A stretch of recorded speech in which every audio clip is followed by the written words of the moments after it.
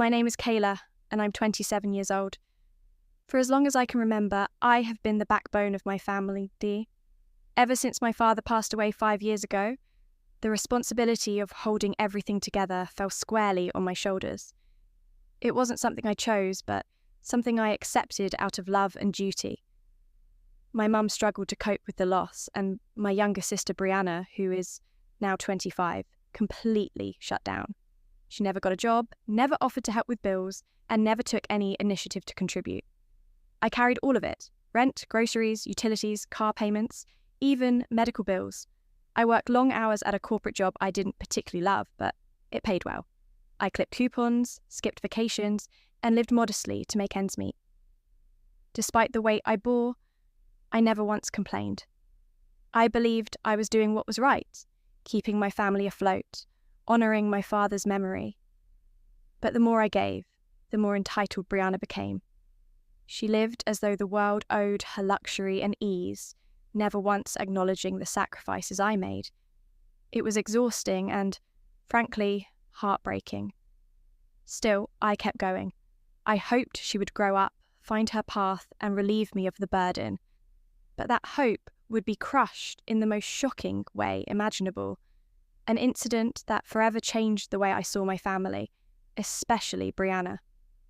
What began with a ridiculous request would spiral into betrayal, destruction, and, ultimately, justice.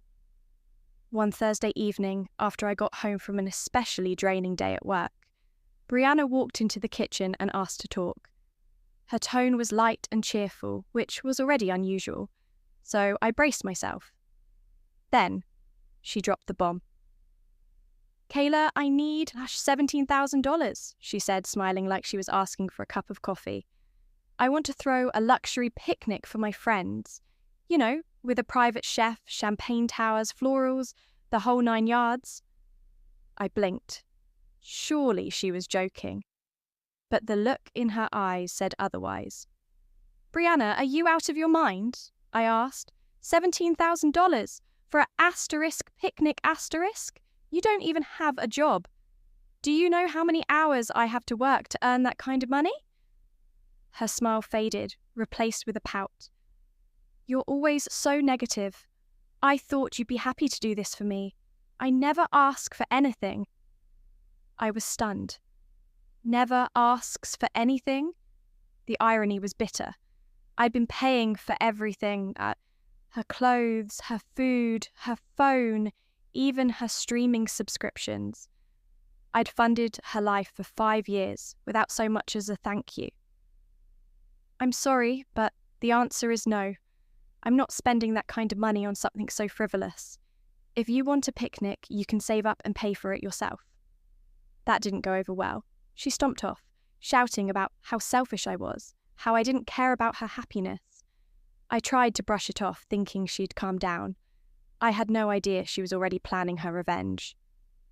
I came home 3 days later to the smell of smoke and the sight of charred fabric in the backyard. My heart sank. I ran to my bedroom, flung open the closet doors, and found it nearly empty. My dresses, my designer gowns I'd saved up for over the years, were gone. All that remained were a few wire hangers and a scorched piece of satin on the floor. It didn't take long to figure out who was responsible. Brianna was unapologetic when confronted. "Maybe next time you'll think twice before saying no to me," she sneered. I was speechless. Those dresses were worth over $30,000. They weren't just clothes, they were the fruits of my hard work, my little indulgence after years of sacrifice. I called the police, but without direct evidence, they couldn't do much. That's when I decided to gather my own. I started by gathering financial statements, receipts, and bank records. I pulled out every piece of proof I had that showed I'd been paying for the rent, the utilities, Brianna's clothes, food, and even our mother's medication. I compiled a timeline, made copies of everything, and kept it organised in a binder. Then, one Sunday afternoon, I called a family meeting. Mum, as usual, was indifferent, glued to her soap opera. Brianna rolled her eyes as she slumped into a chair.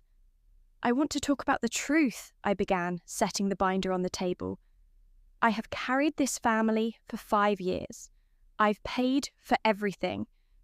While you, Brianna, have sat back and done nothing." "That's not true," Brianna snapped. "You love playing the martyr." I opened the binder and slid it toward her. "See for yourself. Bank statements, rent receipts, grocery bills, the electric and water bills, everything in my name, everything paid by me." Her face turned pale as she flipped through the pages. Mum looked up, brows furrowed. "You've really been paying all this time?" she asked quietly. "Yes, Mum, and I've had enough. This isn't sustainable, and it's not fair. You both have taken advantage of me, and I'm done letting it happen." For the first time in years, I saw the illusion crack. They were shocked, not because they hadn't suspected, but because they never thought I'd confront them. The next day, I informed them both that I was cutting off financial support. No more paying rent, no more groceries, no more phone bills. If they wanted to keep living comfortably, they'd have to figure it out on their own. Brianna, of course, flipped out. She screamed, cried, threatened to ruin my life, and she tried. 2 weeks later, I was visited by the police. Brianna had filed a report claiming I stole from her jewellery, a laptop, even cash. The accusations were absurd, but I had to cooperate with the investigation. Luckily, I had my documentation. I showed the police my receipts, bank records, and proof of ownership for everything in question. I also handed over a copy of the binder I'd shown them during the family meeting. The officers listened, took notes, and assured me they'd investigate further. Deep down, I hoped this would be the final straw. Brianna had crossed a line, and now she was going to face the consequences. Weeks later, I got the call. The investigation was complete, and the police had determined that Brianna's accusations were completely fabricated. What's more, they discovered messages on her phone where she openly admitted to lying in order to teach me a lesson. She was arrested for filing a false police report and for the destruction of my personal property. I had mixed feelings, sadness, anger, and even guilt. But mostly, I felt relief. It was finally happening. The system was holding her accountable. In court, the evidence spoke louder than her denials. The judge didn't waste time. Brianna was found guilty of filing a false report and intentional property destruction.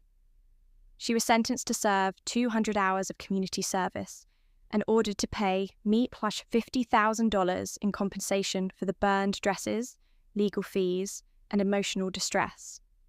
The ruling was a vindication. For the first time, the lies were out in the open, and someone besides me had acknowledged the harm Brianna caused. She cried in court, but I didn't. I had cried enough. Without my financial support, Brianna and my mother quickly spiraled. Bills went unpaid. Their utilities were shut off. Brianna's luxurious lifestyle vanished overnight. She had no savings, no income, and now a criminal record. Mum tried calling me, asking for help, but I held firm. I had given everything I could, and more, and been repaid with betrayal. I told her they needed to learn how to stand on their own just as I had. Word got around our extended family, and while some judged me for cutting ties, others finally understood. I had been carrying a burden that was never mine to begin with. With my family behind me, I was free to focus on my future. I left the corporate job and started my own online business, something I'd always dreamed about but never had time to pursue. It wasn't easy at first, but the sense of independence and control over my life was empowering. Slowly but surely, my business grew. I met new people, formed healthy friendships, and even started therapy to work through the years of emotional neglect and manipulation. For the first time in a long time, I felt peace. My days were mine again, not dictated by someone else's demands or drama. I travelled, read books I never had time for, and rediscovered who I was outside of being the family provider. Looking back, I realised that love doesn't mean sacrificing yourself endlessly for others who don't appreciate it. Boundaries are essential, and self-respect is non-negotiable. I wish things had turned out differently with Brianna and my mum, but I no longer blame myself for their choices. This journey taught me resilience, self-worth, and the importance of standing up for yourself, even when it hurts. I found happiness, fulfillment, and most importantly, freedom. And for that, I'll always be grateful.